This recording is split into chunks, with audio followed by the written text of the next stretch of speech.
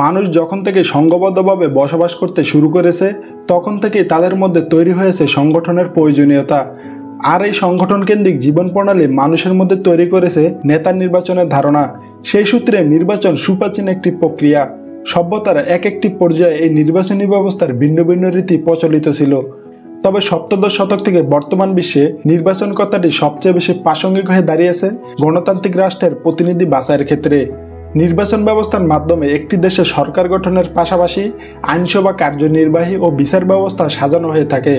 এই ব্যবস্থার মাধ্যমে গঠন করা হয় আঞ্চলিক এবং স্থানীয় সরকার। এছাড়া সাম্প্রতিক সময়ে ক্লাব, সমিতি থেকে শুরু করে বহু বেসরকারি সংস্থা, বাণিজ্যিক প্রতিষ্ঠান ও প্রতিনিধি তৈরিতে এই ব্যবস্থা যেন আবশ্যিক হয়ে দাঁড়িয়েছে।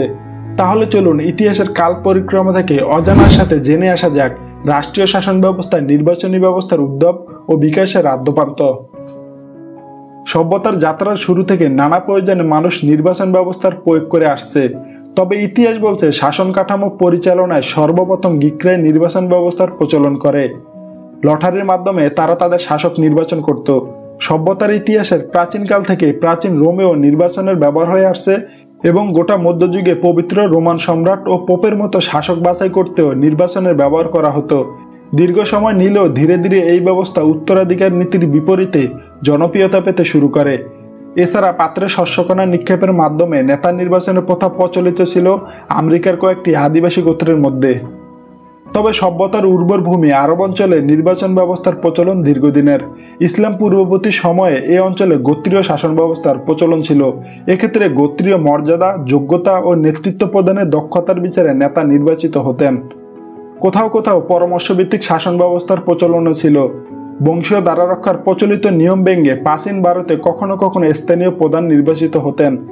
ইসলাম শাসন ব্যবস্থা প্রতিষ্ঠিত হওয়ার পরবর্তী যুগে বিশেষ করে খোলাফায়ে রাশিদিনের সময় থেকে জনগণের পছন্দের ভিত্তিতে প্রতিনিধি নির্বাচনের প্রক্রিয়া আরও জোরদার হয়। আধুনিক বিশ্বে আনুষ্ঠানিকভাবে নির্বাচন ব্যবস্থার যাত্রা শুরু হয় ত্রয়োদশ শতকে। ইংল্যান্ডের সংসদীয় ব্যবস্থা গড়ে ওঠার মধ্য দিয়ে এই ব্যবস্থার সূচনা হয়। এরপর 1694 সালে ট্রিনিয়াল অ্যাক্ট এবং 1716 সালে সেপ্টেনিয়াল অ্যাক্টের মাধ্যমে এই ব্যবস্থাকে স্থায়ী রূপ দেওয়া হয়। 1872 সালে গোপনে ব্যালটের মাধ্যমে ভোট প্রদানের পদ্ধতি প্রণীত হয়। 1928 সালে সার্বজনীন ভোটাধিকার নীতি গ্রহণ করা হয়। গোপন ব্যালট পদ্ধতির নির্বাচন ব্যবস্থার প্রচলনের পর পুরুষরাই একমাত্র ভোট প্রদানের অধিকার রাখত।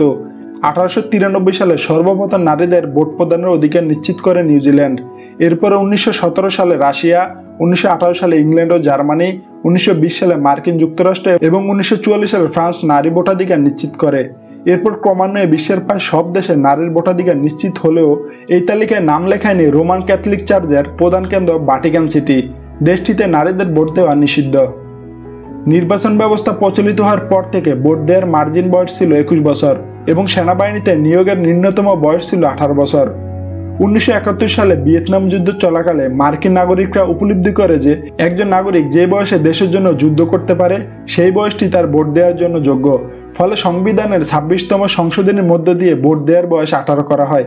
বিশ্বে ভোট ব্যবস্থা চালু আছে এমন দেশগুলিতে এখন 18 বছর হলেই নাগরিকরা ভোট দেওয়ার অধিকার লাভ করে। 19 শতকের 70-80 দশকে বাংলায় স্থানীয় সরকার ব্যবস্থা প্রবর্তনের আগ পর্যন্ত এই অঞ্চলে পঞ্চায়েত ব্যবস্থার প্রচলন ছিল। পঞ্চায়েতরা মূলত গ্রাম্য সরকারের কাজ করতেন। সাধারণ জনগণ এসব পঞ্চায়েত নির্বাচিত করতেন। 1868 সালে পৌর আইন প্রণয়নের মাধ্যমে 2/3 নির্বাচিত এবং 1/3 মনোনীত সদস্যের সমন্বয়ে পাশ্চাত্য ধরনের পৌর কমিটি গঠনের বিধান প্রবর্তন করা হয়। শুধু পৌর করদাতাদেরই সদস্য নির্বাচিত করার অধিকার ছিল। 1884 সালে প্রবর্তিত 3 নম্বর আইন বলে ঢাকা সহ বাংলার গুরুত্বপূর্ণ পৌরসভাগুলো নির্বাচনী ব্যবস্থার আওতায় আনা হয়। পৌর গ্রাম এলাকায় সীমিত নির্বাচনী ব্যবস্থা চালু হওয়ার পর থেকে গ্রাম পর্যায়ে ভোটাধিকার সম্প্রসারণের নতুন পর্বের সূচনা হয়। 1909 সালের ভারত শাসন আইনের আওতায় কেন্দ্রীয় প্রাদেশিক উভয় আইনসভায় নির্বাচনের বিধান প্রবর্তন করা হয়।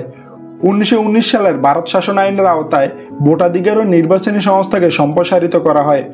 1909 সাল থেকে সম্প্রদায় ও পেশার ভিত্তিতে নির্বাচন শুরু হয়। 1920 সাল থেকে অনিয়মিত হলেও পৃথক নির্বাচনের উপর ভিত্তি করে স্থানীয়, পৌরসভা ও জাতীয় পর্যায়ে নির্বাচন অনুষ্ঠিত হয়। 1935 সালের ভারত শাসন আইনের আওতায় 1937 সালে অনুষ্ঠিত প্রাদেশিক পরিষদের নির্বাচন তখনও সার্বজনীন না হলেও সেখানে ব্যাপকভাবে ভোটাধিকার প্রয়োগ করা হয়েছিল। 1954 সালে পূর্ব বাংলায় প্রাদেশিক আইন পরিষদে সর্বজনীন ভোটাধিকারের ভিত্তিতে নির্বাচন অনুষ্ঠিত হয়। পৃথক নির্বাচন ব্যবস্থার ভিত্তিতে এটাই ছিল সর্বশেষ নির্বাচন। তো ধন্যবাদ সবাইকে ভিডিওটি প্রথম থেকে শেষ পর্যন্ত দেখার জন্য। ভিডিওটি কেমন লাগলো অবশ্যই কমেন্ট করে জানাবেন আর চ্যানেলটিকে সাবস্ক্রাইব করে সাথেই থাকবেন।